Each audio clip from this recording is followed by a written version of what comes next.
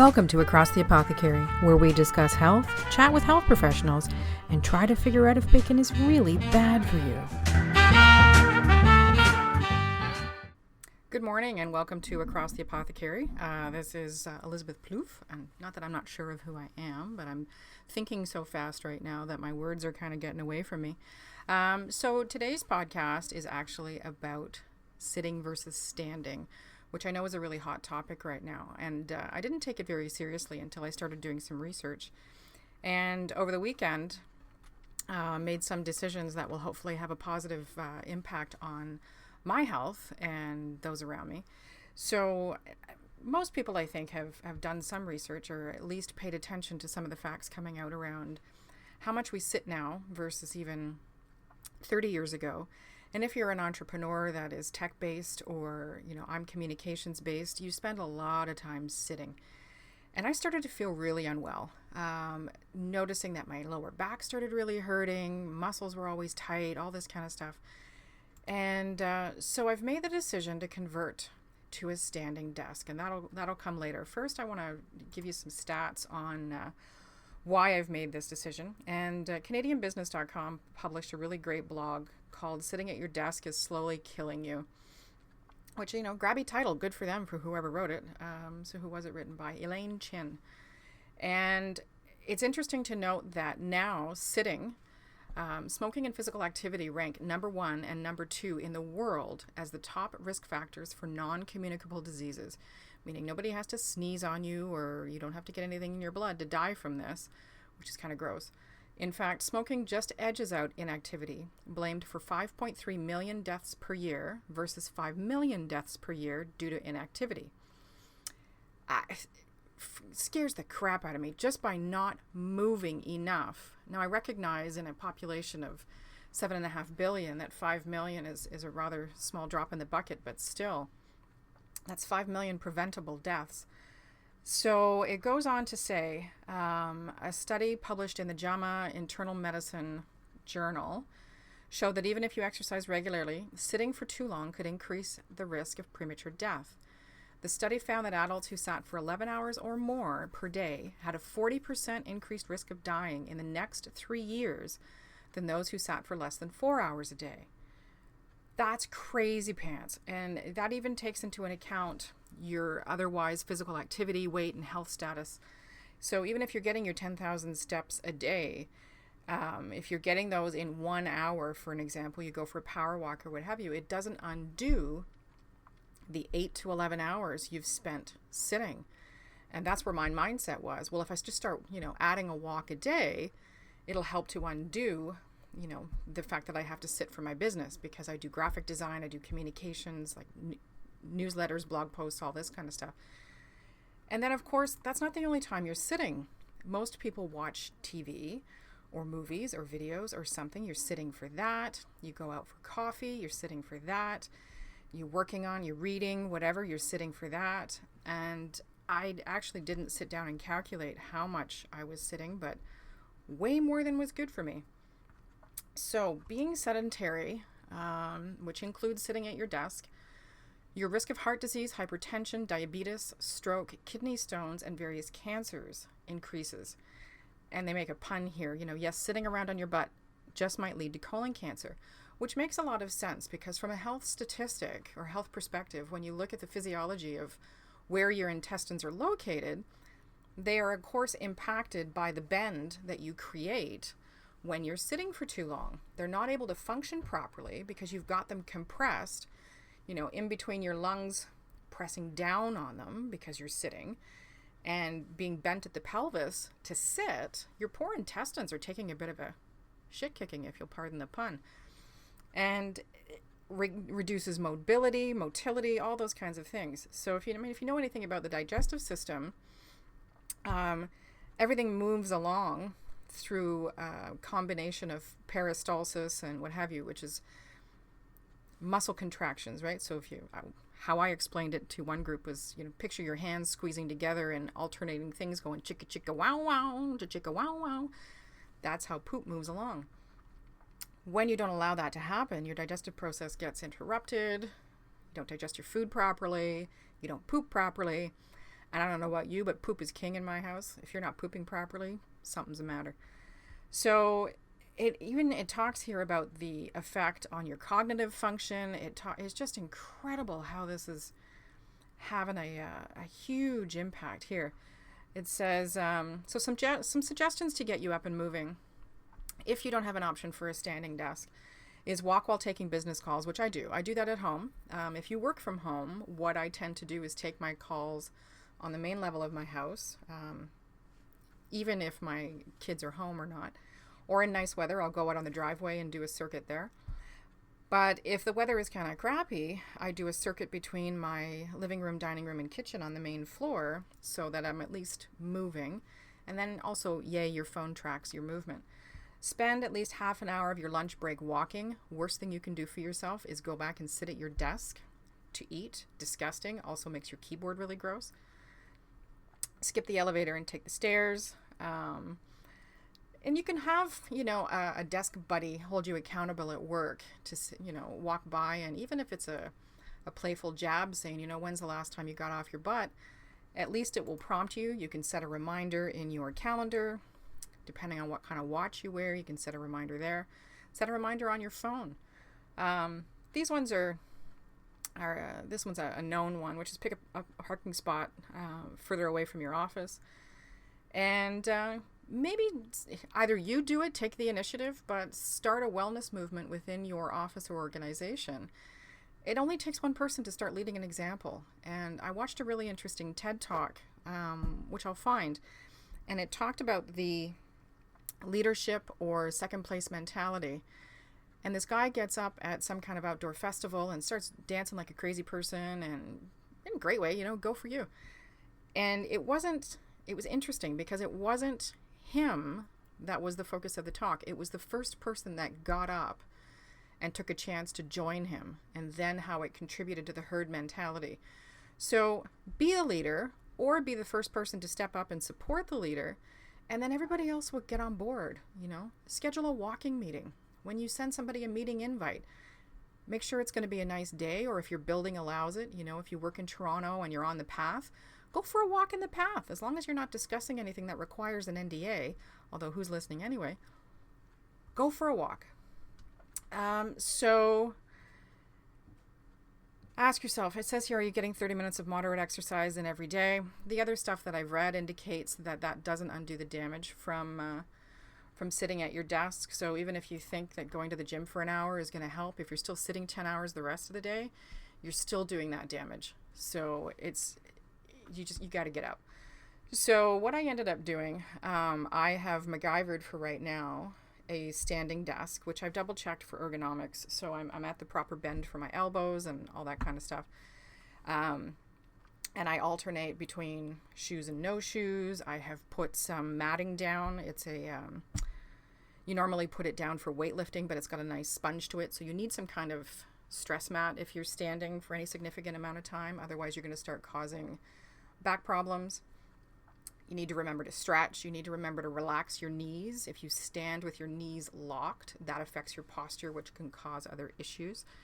And hopefully your office is in a situation where you could potentially call in an ergonomics person so that your sitting or standing desk area works for you. I worked in a situation for 4 years unknowingly, and I'm short. That's the big problem for me, is that most desks and chairs are built for people of, I think, about 5'8", 5'9", and I clock in at 5'3" if I stretch up on my tippy toes. So I always run into issues where things don't fit the way I'm built. You need to really pay attention to that. If you need a foot lift, get it. Just one of those little rocking panels that you can put under your desk if you have no choice but to sit. Set the reminders to get up every 30 minutes. You need to make sure that your keyboard and your chair are at the right heights so that you're not causing carpal tunnel, you're not collapsing your wrists, all that kind of stuff. So what are the benefits of a standing desk? Well, most people should know these, but standing lowers your risk of weight gain. This is an article from a thing called authoritynutrition.com. Weight gain. And I have experienced that over the last year. I don't eat a lot of crap. I'm relatively active. But because of how much time I've had to spend sitting over the last year and a half, 2 years, I've gained something like 20 pounds, which is ridiculous. And not a huge fan of the size of my hiney. So it says here, in fact, when compared to an afternoon of sedentary work, sitting on your butt, an equal amount of time spent standing has shown to burn over an additional 170 calories. That's almost 1,000 extra calories burned each week from simply standing at your desk each afternoon. This caloric difference could be one of the reasons why sitting longer is so strongly linked to obesity and metabolic disease. Using a standing desk may lower blood sugar levels. This is a huge thing that's coming up right now. Insulin resistance and type 2 diabetes, where it's secondary to lifestyle choices, is hugely on the rise. Insulin resistance means your body stores fat. It says here, generally speaking, the more your blood sugar levels increase after meals, the worse it is for your health. It says here, in a small study of 10 office workers, standing for 180 minutes after lunch reduced the blood sugar spike by 43% compared to sitting for the same amount of time. When you have sugar spikes, this affects your pancreas, particularly the islet of Langerhans, which is the section of your pancreas that regulates sugar consumption or how your body reacts to sugar. And it's that islet of Langerhans what shuts down and gives you diabetes. Another study involving 23 office workers found that alternating between standing and sitting every 30 minutes throughout the workday reduced blood sugar spikes by 11.1% on average. The harmful effects of sitting after meals could help explain why excessive sedentary time is linked to a whopping 112% greater risk of type 2 diabetes. Ugh. Standing may lower your risk of heart disease. It says here, effect of sitting on heart health with prolonged sedentary time thought to increase the risk of heart disease by up to 147%. Holy crap on a stick. It is so harmful that even an hour of intense exercise may not make up for the negative effect of an entire day spent sitting. Standing desks appear to reduce back pain. The longer you sit, and this one's going on a little long here, the longer you sit, the shorter your hamstrings and the muscles in your lower back get. And that's usually what causes back pain. Those muscles need to be stretched. They need to be elongated. They are built to lengthen and shorten.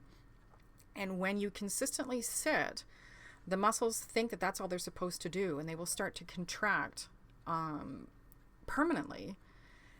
And then so that's why you get up and you seesaw and you try and bend and all that kind of stuff. Eventually your muscles are just going to say, forget you, Charlie, and they're just not going to work properly. They're going to start pulling your back out of alignment, which is going to affect your hips, which is going to affect your knees, your feet. Your whole body will go out of alignment, which then affects your organ function. Like, it's serious crap here. It says here, participants have reported up to a 32% improvement in lower back pain after several weeks of using standing desks. Another study published by the CDC found that use of a sit-stand desk reduced upper back and neck pain by 54% in just a month. Additionally, removal of the sit-stand desks reversed some of these improvements within a 2-week period. So it takes 4 weeks to get the benefit and only 2 weeks to undo it. Hello. Standing desks help improve mood and energy levels. Said here, additionally, in one 7-week study, participants using standing desks reported less stress and fatigue than those who remained seated on the entire workday. And that goes back to the impact on organ function and what have you. If everything's sluggish, including your alimentary tract, where you are eliminating toxins and waste from your body, that does back up and affect your brain. So basically, you're giving yourself poo brain, and who wants that? Additionally, 87% of those using standing desks reported increased vigor and energy throughout the day. Upon returning to their old desks, overall moods reverted to their original levels. Yuck. Standing desks may even boost productivity. Yay. Standing more may help you live longer. Now, we all know that studies can go in and out. 1 year eggs will help us. The next year they're going to kill us. Vitamin E was touted as the new happy vitamin for cardiac disease, and then it was discounted and all those types of things. But you have to look at, how organizations have changed, how our work lives have changed, and Granted, we are living longer than ever. However, what's the quality of that life? And when our bodies are built to move and function and be active, and we are going against that, there's going to be negative impacts. And the current rate of obesity within North America, now, staunch Canadian here, but we Canadians are getting some fatty beaver tails going on, and that's not cool. So firmly believe, and I can find more supporting evidence for that this trend of standing more than sitting is not going away. It says here, in fact, a review of 18 studies found those who sit the most are at a 49% greater risk of dying early than those who sit the least. Get off your butts, people. You are dying. Another study estimated that reducing sitting time to 3 hours per day would raise the average American's life expectancy by 2 years. Who knows about that? Can't hurt. So just overall, I'm on day 2, and I'm already a converted evangelist for the standing desk situation. Yesterday, I was processing photos and put on quite a bit of music and was able to dance while I was working. Now, granted, I wasn't, going to end up in the Russian ballet, but that was a ton more movement than last week. A ton. And I feel it today, which is positive. So this is my health thing for today. If you've thought about it, there are inexpensive ways to change your arrangement. My new standing desk is as the result of 2 milk crates and a wooden shelf that my husband had built me for another project. It is stable. I've got my desktop computer, my 2 monitors, everything's kosher. There's no wiggle, there's no whatever. I have checked everything for heights. I'm telling you, give it a try. Make it a goal for your office, for yourself, for your health. To MacGyver short term, but long term, find a healthy solution to change how much you sit. Be it a reminder every 30 minutes to get up, be it parking farther away from your office, which actually, grand scheme of things, doesn't do much. It's during the day. You need those interruptions. You need to spend some time, schedule walking meetings. You might get resistance at first, but I guarantee you, sooner than later, people will come on board. I got to find you that link for the dancing guy in that study, because be the wild dancer. Send that first invitation. Try it. People will get on board. Explain that, you're going for healthy and this is what you're trying to do. And who knows, they might send those walking invitations as well. Make sure that your printer is not beside your desk. It forces you to get up. Make sure, there's tons of stuff. But anyway, that's my thing for today. This is my new health thing that I'm pursuing. I'm going to tell everybody that I can think of to give it a try somehow. Your expanding waistline will help you. Thank you, I mean. I personally need a definite assistance in that shrinking ass department. So this is my first step to it. So I hope you get up and desk dance. I hope you make some positive changes, and we will talk to you soon. Have a fantastic day. Bye-bye.